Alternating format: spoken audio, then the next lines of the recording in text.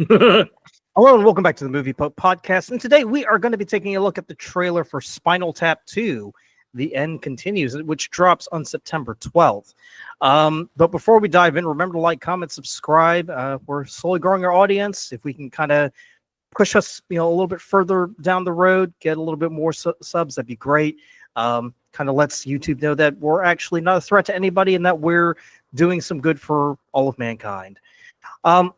Now, I didn't know anything about Spinal Tap until a few years ago when I was hanging out in someone's dorm, and they introduced me to Spinal Tap. And ever since then, I've kind of grown to like this movie, and it actually does. A lot of what they do kind of makes its way into modern parlance. And the big one that you and I are familiar with are going up to 11, which is. Yes. Very, which is taken from the original movie. Now, for those of you who aren't in the know, Spinal Tap is basically a mockumentary about a metal band in the '80s, and it kind of documents their, shall we say, their mishaps in their North American tour, and it stars a lot of well-known actors at that time. Big one for me is Harry Shearer, who. If you don't recognize the face, I don't blame you. But anybody who's a Simpsons fan, anybody who knows Mr. Burns or Ned Flanders or Principal Skinner, that's the guy who who does the voice. Is Derek Smalls, played by Harry Shearer. Plus, you've got Rob Reiner in there. Son of the famous Carl Reiner, as the documentarian who is following this band on their journey, and it was quite. It was quite the film too, because it parodied the the metal genre at that time back in the '80s. Now, Lee, would you consider yourself a fan of metal? Like, do you enjoy listening to metal? Sure, yeah. As far as music goes, now I will say this, right, and I hate to admit it, right. I've never seen the original, right. I've never seen This Is Spinal Tap, right. Really? Say that, yeah. Okay. I've never seen it. I know that. In general, I see tons of positive feedback about it. I guess maybe after watching this, I'll have to add this on things I need to check out because unfortunately, I'm coming from this that I know just enough about the original one that I kind of know what it was going for, but I've never actually seen it. Well, I was going to say too, because because even if you haven't seen the movie itself, you're familiar with a lot of the references that have been made in pop culture, right? So so for someone such as yourself or a younger audience, I mean, they're going to. I mean, if you mention something from Spinal Tap, chances are they're gonna get it, even if they've never seen the movie. Like what I mentioned earlier about taking it up to 11, right? That's just something that everybody knows, even if they aren't familiar with the source. So it comes as a surprise to me that they decided to make a sequel to Spinal Tap, which one part of me is a little confused as to why they're doing it, because the first movie kind of ended on a pretty good note, right? It was one of those movies where, they made it, it did its job, it made people laugh, it poked fun at the music industry, and everybody got on with their lives. Look, man, they're making a new Spaceballs film, right? So I feel like nothing is nothing is impossible when it comes to what we're either gonna have a continuation, a remake, or something for. So hey, if there's enough references in the original one that will get people out here, I mean, geez, let's go for it. So all right, well, let's take a look and see if this is warranted. Hi, I'm Marty DeBerge. 40 years ago, I was honored to direct a film called. So real quickly, this scene right here, this is one of the big references that a lot of people know as well. But funny enough, and I looked it up when I was reading about Ozzy Osbourne after his passing. This is actually a parody of what happened at an Ozzy Osbourne concert, because they actually wanted to do a Stonehenge figure, but I think it was the manager. He kind of got his measurements wrong. So instead of it being like a few inches high, it was like several feet high. So it was too big to fit on stage. Oh.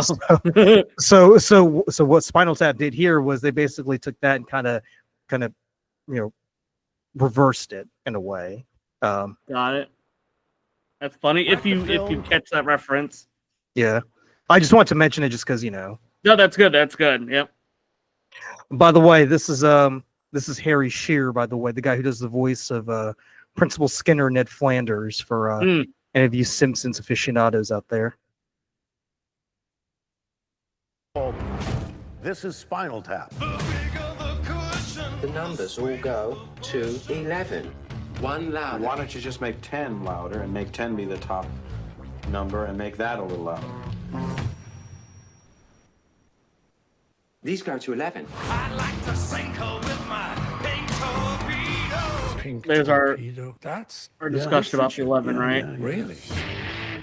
A lot has happened since the last time I saw Oh wow. you. Have you been Michael playing music McKean? at all? Yep. Music. Nigel Tufnell. Yep. Oh, by the way, that actor there, he's actually married to Jamie Lee Curtis. Oh really? Did not know that. Yeah, he's married to. He's also he's also British nobility too, but he mainly lives in America. Man, So everyone's British nobility now. Jesus. I mean, for God's sake, we're British nobility too. I mean, we got a piece of paper that says it. That's true. That's true.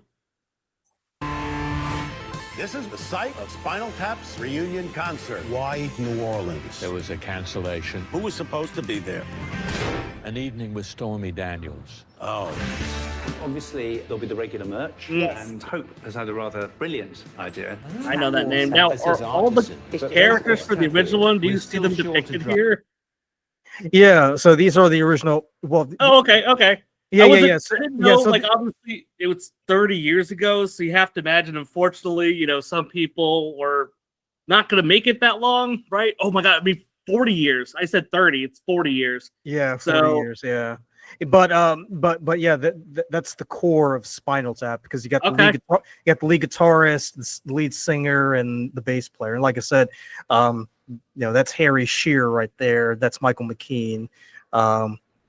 Shit, I'm blanking on the name of this guy, but Christopher Guest. Christopher Guest, yes, he very well known actor. I think he was in the Michael. I know Michael McKean was in the Coneheads, and like I said, Christopher Guest, he's married to. It's actually sad that I know he's married to Jamie Lee Curtis more than anything else because he actually has a pretty substantial filmography credit. What happened to Okay, well, that's cool. I like that they at least were able to get everyone back together. So you think you And might fill the everyone's bill? alive still. We've only lost 11 or 12. 11 drummers. the thing that you guys had as kids, is that still there? I'm in a band that constantly is breaking apart and coming back together. But the more we retreat into the music, the nicer things become. Not to be profound or anything, and it would be a first time for me. I have to admit, seeing these guys, these actors with this hair is just kind of.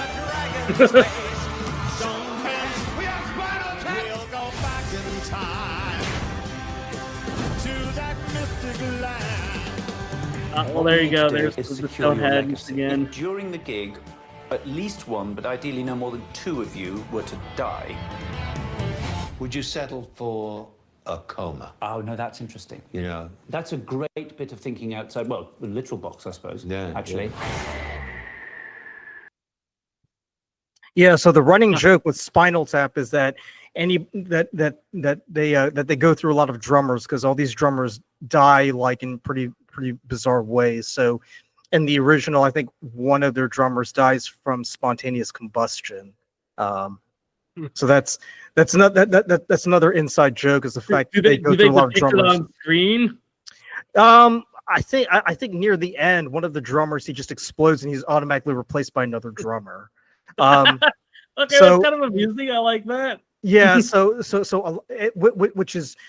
which actually is based on fact because there have been several bands who've said that they've had to go through there's several drummers because they've quit.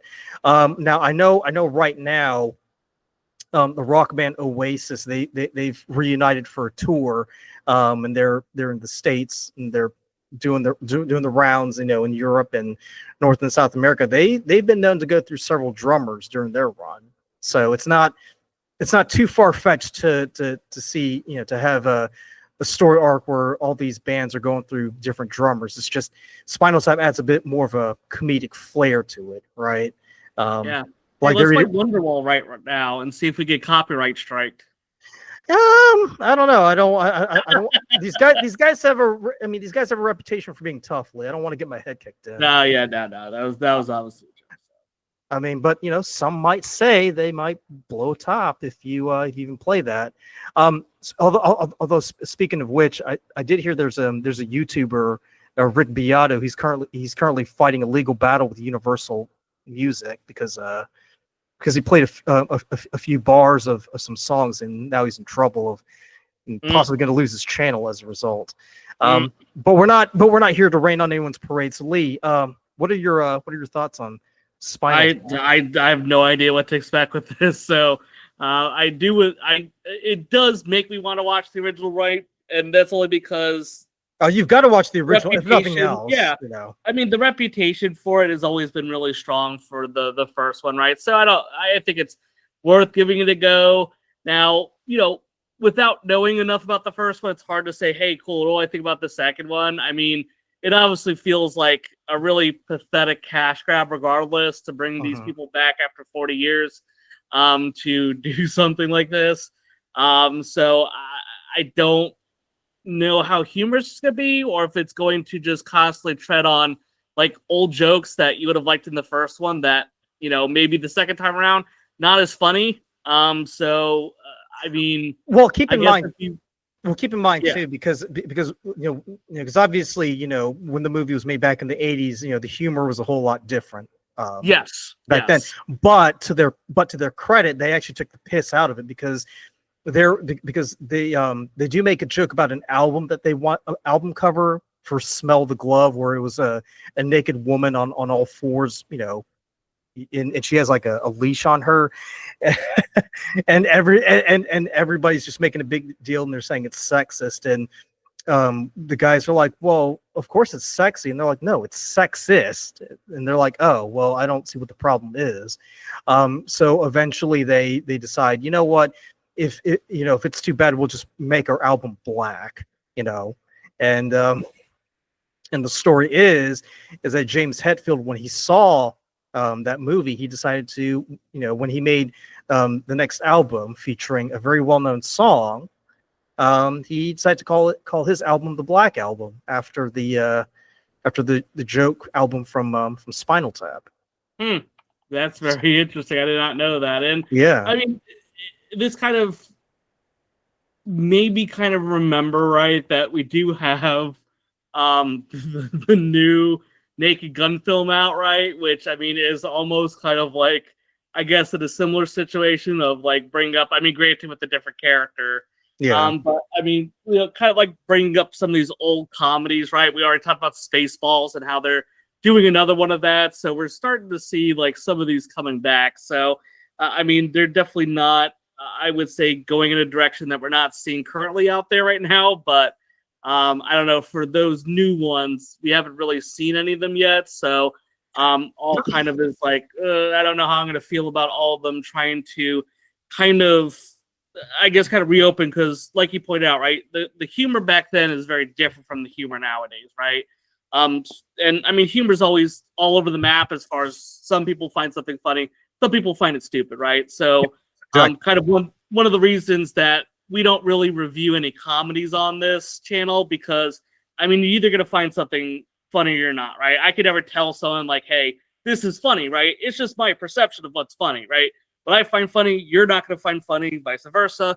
And that's fine, right? That's what makes humor interesting, right? Because it really is, there's no rhyme or reason for it. So, yeah, I mean, it'll be interesting to see how all these like kind of remakes of some of these, you know, goofier films that we saw in the 80s, and how they kind of come to fruition now and what they do with it. Do they, you know, kind of keep those same old jokes from the 80s?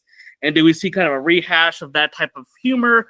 Or, you know, do they go with a different direction? So I guess we'll find out with this one, at least in 2 weeks. Yeah. Well, check it out. But that's the thing, because you and I grew up on these movies from the 70s and 80s, and we found them hilarious. I know Yeah. another big one for you is Animal House, right? Yeah, But absolutely. but obviously the humor that they had back then wouldn't really fly in today's society. And my real concern is is the fact that the reason why we love these movies is because they were very different. They were very much in your face, whereas humor today it's a bit more subdued. You know what I mean? So so if you're going to take these movies from 40 years ago and up and and bring them up for modern audiences, obviously you're going to have to update the humor to where it kind of works in today's society and kind of taps into people's sensibilities, instead of having to take the same jokes, like having doing a joke album with a naked woman on all fours, where it wouldn't really work today like it did back then. But then the concern becomes, does the humor kind of get lost in translation as a result? That's always that's gonna be the big concern. So it's kind of like how when when you watch a movie, let's say like British comedy, for instance, because obviously the British have a different sense of humor from us. When you translate it over to an American audience, does that hold up still? And for the most part, it really doesn't, if you're trying to do like one for one, like the humor. So obviously you're going to have to readjust like the humor a bit so it kind of works for this side of the pond. So like The Office, for instance, right? I mean, the reason why The Office works in the US is because they took the basic concept of a mockumentary and kind of brought it here to America, but they updated, they modified the characters and the humors to kind of work in a way that it would work, make sense to us here. So it's just one of those things where where at the end of the day you kind of have to just watch and see how it holds up. And I think in your case, like after watching the original, you kind of sit there and watch this one and just say, well, does it really stack up to the original, or did they miss the mark? Oh, but by the way, did you watch the new Naked Gun? Since you brought No, it up? not yet. No. Okay. So that is going to be quite interesting to see. But let's know down in the comments below what your thoughts are. Are you interested in seeing Spinal Tap? Are you excited for the reunion tour? I mean, 2025 is the year of reunions for these big bands. And let us know down in the comments below what your thoughts are. If you think Spinal Tap 2 is worth taking a look at, and if this is something you want us to review later on down the road. And as always, thanks for tuning in. We'll catch you in the next one.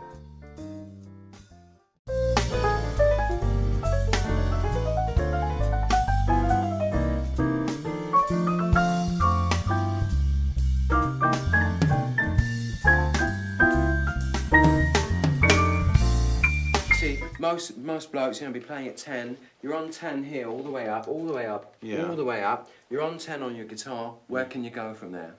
Where? I don't know. Nowhere, exactly. What we do is, if we need that extra push over the cliff, you know what we do? Put it up to 11. 11, exactly. One louder. Why don't you just make 10 louder and make 10 be the top number and make that a little louder? These go to 11.